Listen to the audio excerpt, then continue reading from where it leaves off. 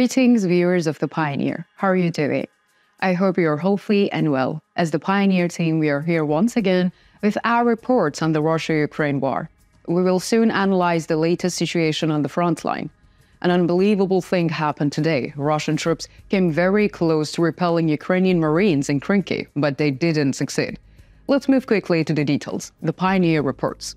The Kherson front line has left behind a day of a very active minutes and hours. On the map, you can see the Krynki area.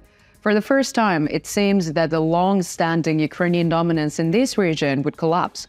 But this is the case of the Russian army, because according to the reports, the Ukrainian army was already prepared for this situation. The developments also shows this. Russian troops approach to the flagpole of the Ukrainian troops in the region. When the flag was to be hoisted, the Ukrainian troops emerged and managed to repel the Russian army. We will discuss the details of this operation in our reports on the agenda. Therefore, let's conclude the situation related to what happened in Krynki here.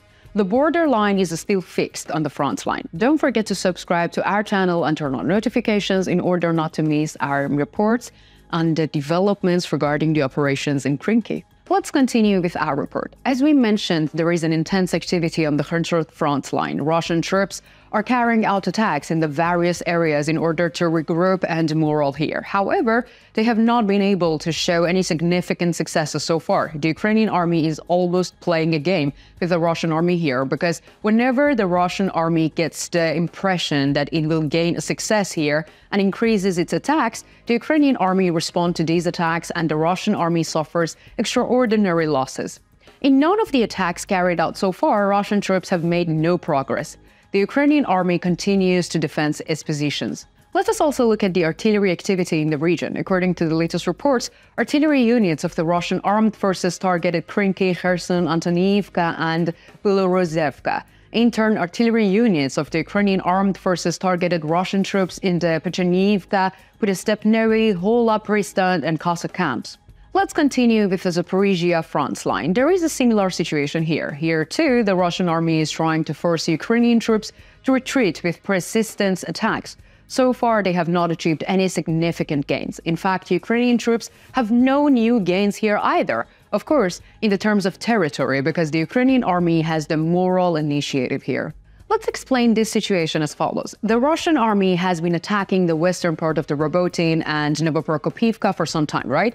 Yes, it has. And what are the gains? It's a very small area. So this is causing a great demoralization of the Russian troops. It should be also noted, Ukrainian troops were already ahead of the Russian troops here in the terms of motivation, because the Ukrainian army was focused on the concept of defense of the homeland. There was a psychological motivation. But in the Russian army, there was already a general disbelief in the war. Russian soldiers who did not know what and why they were fighting for had already started behind here.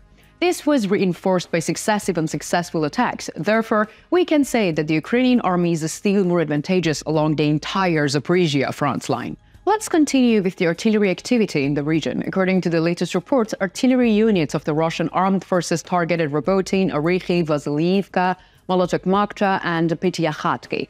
In turn, artillery units of the Ukrainian armed forces targeted Verbov, Ichenkov, Solotka Balka, and Kopani, which are controlled by the Russian army. We continue with the Donetsk front line. According to the latest reports, on the Donetsk front line, units of the Russian armed forces have launched attacks south and east of Novomikhailivka. Here, too, Ukrainian army still has an advantage. In fact, there is a similar situation on the Zaporizhia front line, because the Russian army has not been able to make any new gains here for a long time, despite all its attempts. In addition, the Ukrainian army has recaptured some positions captured by the Russian army. Therefore, the Russian army had further lost its already low motivation. The Russian armed forces launched a new wave of attacks here. According to the reports from local sources, the main target of the wave of attacks in Avdiivka. It is actually not a new front. However, the attacks intensified again. There is a conflict environment here that we expect to be locked for a long time, because perhaps the strongest defense line of the Donetsk front line is located here. We can liken it to the defense lines of the Russian army on the Zaporizhia front line. The Ukrainian fortified area here was targeted by the Russian army with the support of long-range weapons and armed vehicles. However, as we have noted, the strong defense line here prevents the Russian army from advancing. In addition, the Russian army is attacking from the industrial zones from the southeast, from the east of Kamenka, and from the northeast near the coking plant. However, there are no new gains in these areas either. The demarcation line between the two armies is still fixed, because we also see Russian troops carrying out attacks on the Ukrainian positions in Stepnoe. Let's continue with the artillery activity in the region. According to the latest reports, artillery units of the Russian armed forces targeted Avdiivka, Severny, Nevolsky, and Perbavsky. In contrast, artillery units of the Ukrainian armed forces targeted Krasnohorivka, Vesely, Kaminka, and Kortabalka.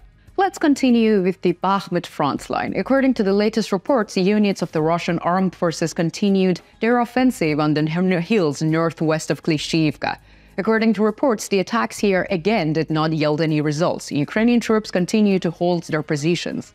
On the other hand, in the Khorumov direction and Bogdaniivka, Ukrainian forces also faced pressure from Russian forces. But there is no changes here either. The Ukrainian army continues to hold its positions. Let's look at the latest developments on the Luhansk front line. According to the latest reports, units of the Russian armed forces carried out offensives east of Blogorovka in order to gain new positions. This sector has been reactivated after a long time. However, it is too early to comment in details, and developments in the area remain hot.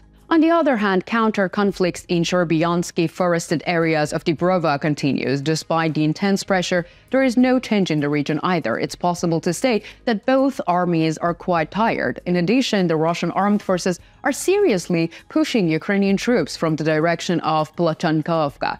Attacks on the positions of the Ukrainian armed forces near Petropavlovka and Sinkiivka also continue. We can say that there is nothing remarkable here either. Now you tell me, what do you think? Do you think the presence of the Ukrainian army on the Kherson front line will continue? How do you assess the situation of the Russian army there? Do you think that the Russian troops in the region will be able to recover?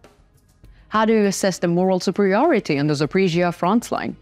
What do you think about the latest situation on the Donetsk front line? Do you expect new developments on the Luhansk front line? Let me know in the comments. You know that I read and I care a lot about all your comments.